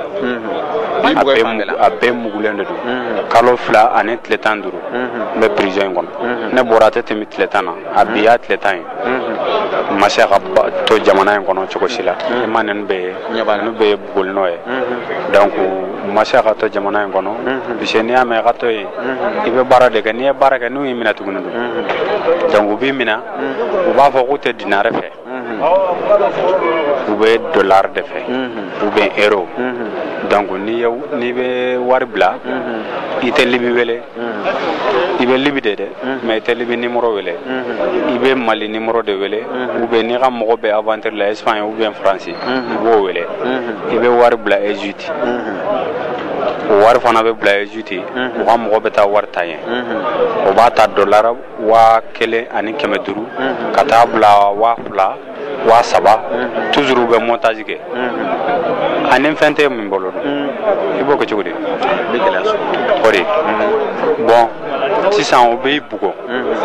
jɔlɔkɔ poli min bɛ ka moteur ta u bɛ jɔlɔkɔ bɔ la u bɛ juru siri sen na a bɛ ko comme i bɛna bɛgan den sanfɛ ka golo b'a la i y'a faamu o mɔgɔ 3 bɛ jɔ i ma k'i gosi bɛrɛ u ka bɛrɛnin dɔ bɛ yen u bɛ gosi n'o ye donc i bɛ kule bɛ tigɛ daji bɛ bɔ jeli bɛ bɔ o bɛ tigɛ i bɛ to dɛnɛ u bɛ juru in sama ka jigin i bɛ jigin kun kan duguma u bɛ ji ta ka bɔ yan n'o ye ji bɔ yan u bɛ tila tuguni k'i gosi mɔgɔw de bɛ n'i ta ka taa i lasigi i y'a faamu u b'o kɛ mun na wari ko n'i ma wari sara ko u b'i faga i y'a faamu diyagoya wari in bɛ sara dɔ in ta k'a t'i somɔgɔw kun i b'i somɔgɔw wele bon an ka wariko gɛlɛyara parce que Mali in kɔnɔ bi an bɛɛ bɛ bɔ ka taa wari de ɲini n'a fɔra ko dollar 1500 ou bien 2000 o ka bɔ somɔgɔw bolo n'a tun bɛ yan est-ce que an bɛ taa donc a tɛ yan o de y'a kɛ an tagara donc o gɛlɛya ninnu ne an y'olu sɔrɔ Libi finman bɛɛ de don i y'a faamu an fɛn fɛn bɛ taa an bɛɛ de dɔn donc mais jamanaw bɛ kɔfɔlen u ye de Sénégal jamanaw fana bɛ tan Sénégal a bɛɛ Sénégal Mali Côte d'Ivoire Gambie Nigeria fo ka taga bila Benin ninnu na olu bɛɛ dollar ni euro de ye n'u y'i minɛ a bɛɛ bɛ nin condition kelen na Benualiti Ouagadougou min bɛ Benualiti n'i bɛ bɔ Sabaha i bɛ taa Benualiti de fɛ n'i bɛ bɔ Gadamès Algérie fan fɛ i bɛ taa Benualiti de fɛ u filɛ ka bandiw filɛ ka barasi da o de la Libi dɔ in tɛ k'a fɔ ko bɛɛ n'i ka parti de don bɛɛ n'i ka bandi groupe de don dɔ in tɛ k'a fɔ ko ɲɛmɔgɔ de filɛ an ka sira an kana nin kɛ o tɛ yen i y'a faamu u bɛ ka finmanw minɛ ne tun bɛ prison min na mɔgɔ 300 ni mɔgɔ 50 de bɛ yen bɛɛ ye finman ye a bɛɛ ye finmanw ye mais malien min b'a la o tun bɛ o prison in na a malien n'a a tɛ tɛmɛ mɔgɔ 20 na mais Nigeria o bɛ taa fɔ mɔgɔ 40 i y'a faamu o prison in 4 de b'u bolo a kelen o kelen bɛ taa mɔgɔ 300 ni mɔgɔ 50 groupe jɛlen don a la dɔgɔkun o dɔgɔkun prison in kelen o kelen u bɛ dollar 30 min na dɔgɔkun k'a kelen o kelen finmanw na i somɔgɔw ne somɔgɔw ye misi u ka baganw de an ka baganw de fɛrɛ i y'a faamu pour ka wari in facɛ k'a bila ka taa u ye n ci kalo 2 u bɛ ka n ci i y'a faamu wari nɔfɛ a papier bɛ cɛ bolo a papier bɛɛ labɛnnen bɛ cɛ bolo u b'a ka anti wari nɔfɛ donc kalo fila in dafalen u y'a dɔn k'a fɔ wari vraiment dollar tɛ yen ne banara prison kɔnɔ donc sisan u y'a kɛ dinare donc u ka dinare 6,000 ani 700 n'a fɔra banque bɛ yen o bɛ taa 2,5 millions de la i y'a faamu CFA i y'a faamu donc o gɛlɛya ninnu de bɛ Libi an finmanw kan maliyɛnw vraiment ni président n'a nɔfɛ mɔgɔw n'u tora ka to nin na vraiment jamanadenw a kisita bɛ caya quoi nka ɲa ye u bɛ Facebook kan u b'a ye u bɛ dɔw kan tigɛ u bɛ mugu ci dɔw la yala o tiɲɛ yɛrɛ yan tiɲɛ yɛrɛ don ne yɛrɛ tun bɛ prison min na u ye courant branché ne la siɲɛ 4 e yɛrɛ la ne yɛrɛ la siɲɛ 4 n'u ye courant dɔn na u b'a branché ni courant ye gosi u bɛ ji ta ka bɔn kan n'u y'a bɔ u b'a branché siɲɛ 4 u ye Guinée min segin ne nɔ ma o sara Gambien 2 sara an sigilen n'an ye dumuni kɛ bi buru demi u ka buru fitinin a ma jan buru surumani n'u y'o demi d'a ma n'an ye dumuni kɛ bi ji potini kɔpuni ɲa 1 ji an b'o min an bɛ tile an tɛ dumuni kɛ kinfɛn garanga m'a dɔn f'i bɛ garanga dɔn garanga bɛ don i fari la garanga b'a dɔn ani ɲimi bɔlen don wa ɲimi tɛ voilà a bɛ nɔgɔ de nɔfɛ voilà aw tɛ ko o an tɛ ko o bɛ don an fari la ne fari ne ye dereki bɔ sisan dabali buma ni so kura ne tɛ sinɔgɔ garanga de b'i fari la garanga donna n fari la kan kin o ŋaɲali de bɛ n golo kɔrɔ ani bugoli i y'a faamu donc o sɛgɛn o ban kan ni président n'a nɔfɛ mɔgɔw denw ma ni ɲɔgɔnnaw la vraiment a kisita bɛ caya an sɛgɛlen don Libi mɔgɔ caman bɛ yen Mali ka d'u ye mais u tɛ se ka na n'i ye baara kɛ n'i ye 1000 sɔrɔ sini sɔgɔmada fɛ n'i bɔra k'i bɛ taa baarayɔrɔ la o b'i minɛ o 1000 o bɛ kɛ e ka bolisara ye i b'a ta 0 i bɛ so ta o ka wari 300 a ka ca luwanse soden kelen o ka malobɔrɔ karafe ka tile la a tun bɛ san dɔrɔmɛ 5 mais sisan jeli don 70 60 u ka wari la i y'a faamu donc o ka dinare kelen kan ka bɛn CFA 75 de n'i y'a jateminɛ a bɛ cogo di y'a dɔn degun dan don mɔgɔ caman bɛ yen n'ale ka d'u ye mais u tɛ se ka na u k'u hakili to ambasadew kun u ka mɔgɔw fɛnkɛ pour u ka yan sɔrɔ mɔgɔ caman de bɛ yen hali anw nana ka mɔgɔw to yen u ma se ka na i y'a faamu bɛɛ Mali nege bɛ bɛɛ de la Libi man di mɔgɔ si ye bi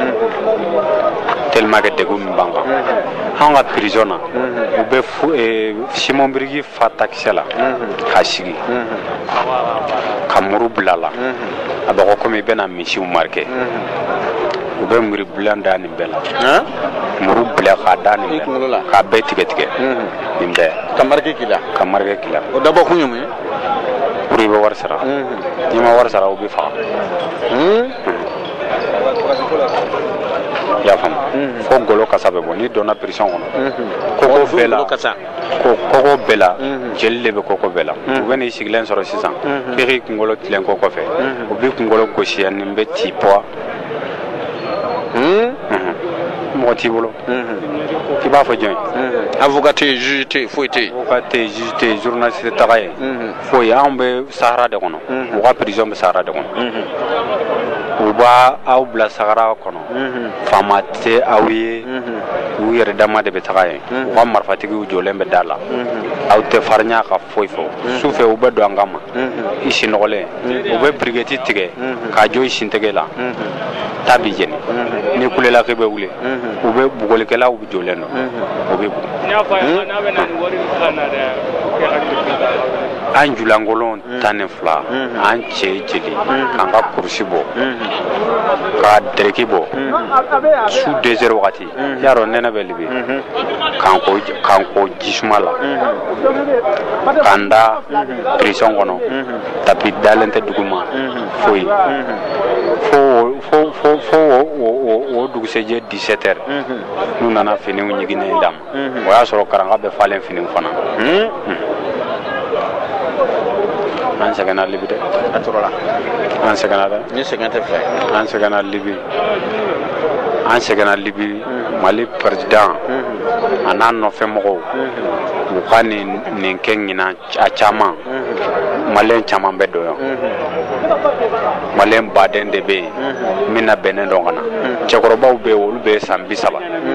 u dasalen don u tɛ se baara la ni surakaden ni bɛnna bitigida la a bi gosi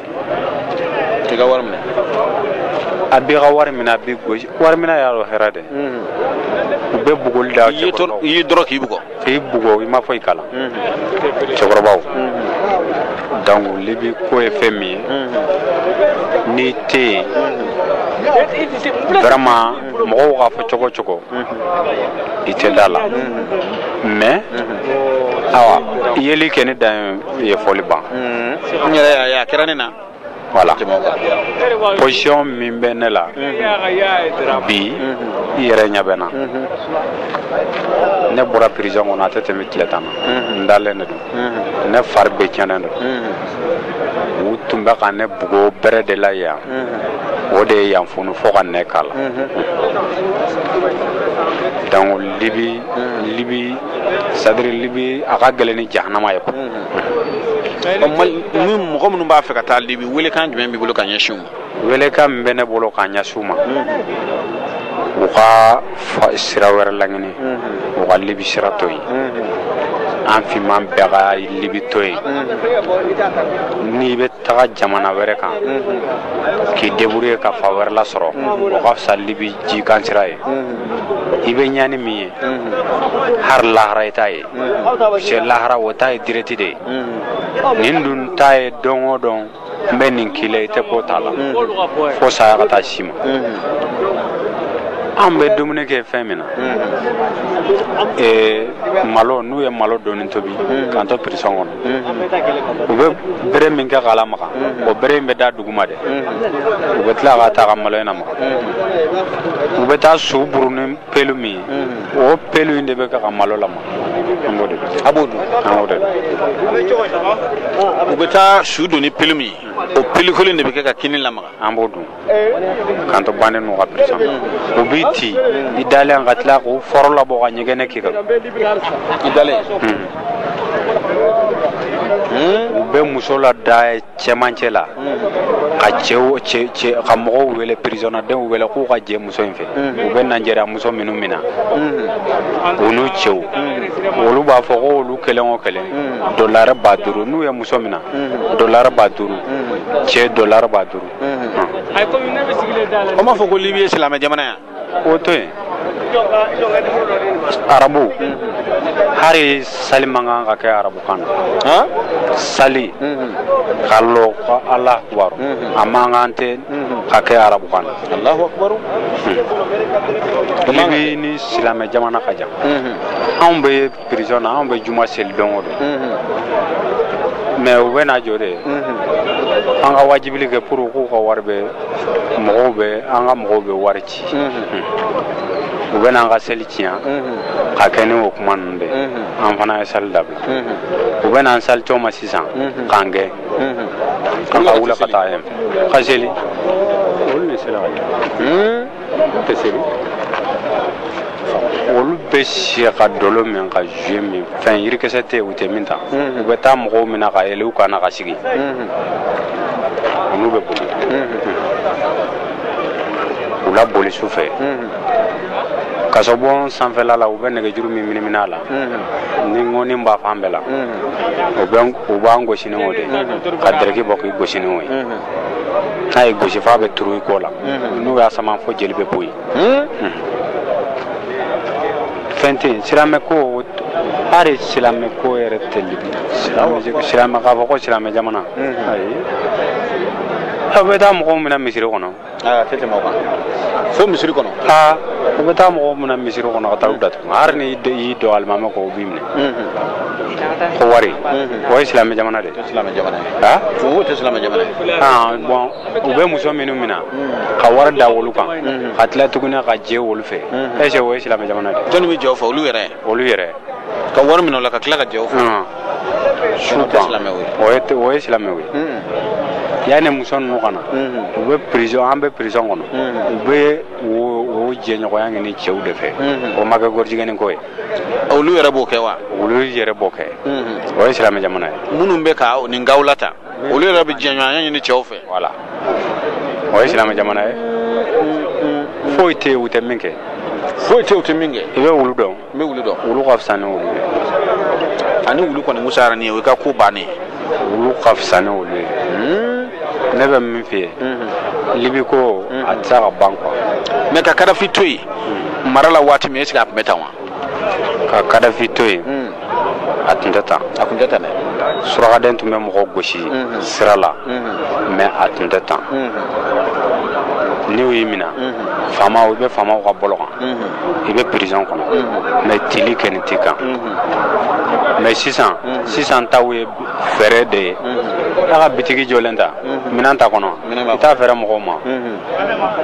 awa mɔgɔ libi bɛ tan de sa u bɛ balo anw de ye u b'an kɔ k'an kɛ so kɔnɔ k'an fɛɛrɛ anw ye tile 21 kɛ u y'a mɔgɔ tila mɔgɔ 100 ni mɔgɔ 50 soden kelen tile 21 ni ji dɔrɔn tɛ ani ɲɛgɛnɛkɛ kɔ ma taga tɛ yen i tɛ taga kɔfɛ ɲɛgɛnna taga wɛrɛ tɛ yen i tɛ b'o kɛ